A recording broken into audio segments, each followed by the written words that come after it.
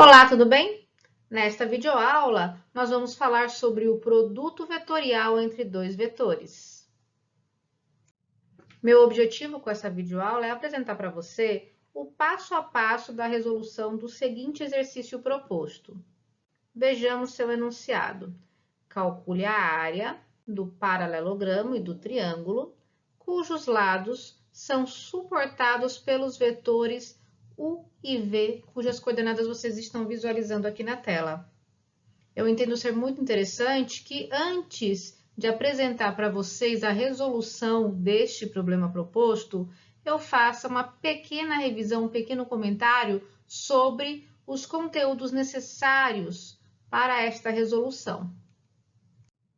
Sendo assim, dados dois vetores U e V, o produto vetorial entre U e V resulta em um terceiro vetor, que enquanto vetor possui a sua direção e o seu sentido, tá? E também o seu módulo. E é sobre este aspecto deste vetor resultante que nós vamos conversar nesta videoaula, tá? Digamos que agora eu esteja interessado em transportar esses dois vetores, U e V, neste plano, de maneira, obviamente, que eu não altere nem a direção, nem o sentido desses dois vetores. Digamos que eu transporte esses dois vetores neste plano para que eles comecem neste mesmo ponto comum, tá? E agora eu vou considerar o paralelogramo suportado por esses dois vetores. A área deste paralelogramo coincide com o módulo deste vetor resultante do produto vetorial entre U e V, tá? Agora, o triângulo suportado por estes dois vetores, observe que coincide com a metade da área deste paralelogramo visto acima.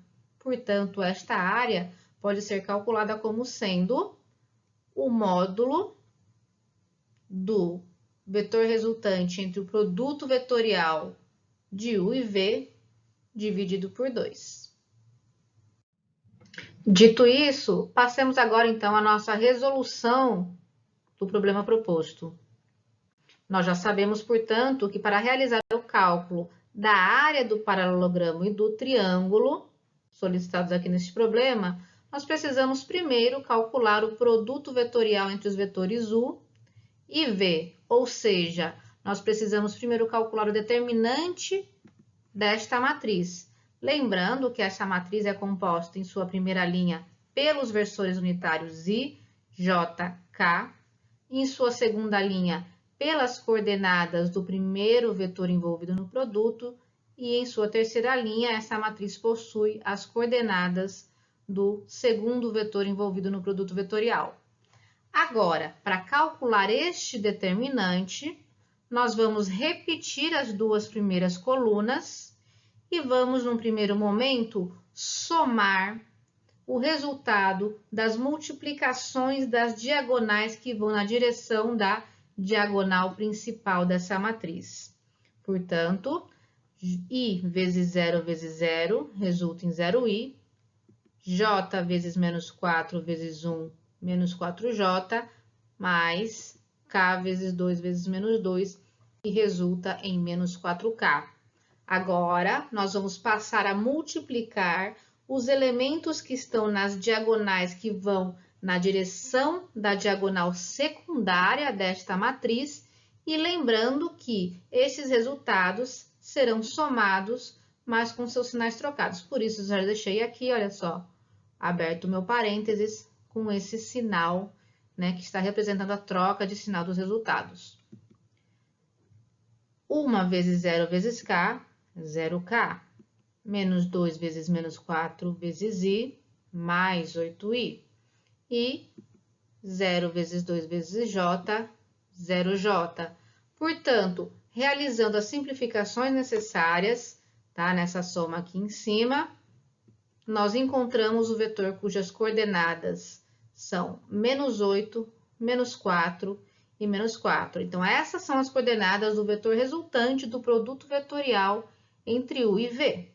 Tá? Como é que eu calculo agora o módulo deste vetor, que é o nosso segundo passo? tá? Lembrem-se, o módulo de um vetor é igual à raiz quadrada de cada entrada do vetor ao quadrado, tá? Portanto, a área do meu paralelogramo, que será igual ao módulo do vetor resultante deste produto vetorial, será igual à raiz quadrada de 96.